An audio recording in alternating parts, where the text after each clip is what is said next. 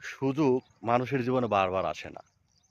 এই কথাটা এইজন্যই বলতেছি, আমার জীবনে এরকম একটা বাস্তব ঘটনা আছে।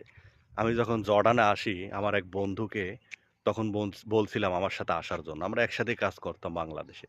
বলছিলাম যে, "বন্ধু চল জর্ডানে যাই।" সে বলছিল যে, "না, প্রবাসে যাব না।" সে আর আমার সাথে আসে নাই। আমি জর্ডানে আসছি। আসার পরে আমি আসার ১-১.৫ বছর পরে ভিসা বন্ধ হয়ে যায় জর্ডানে।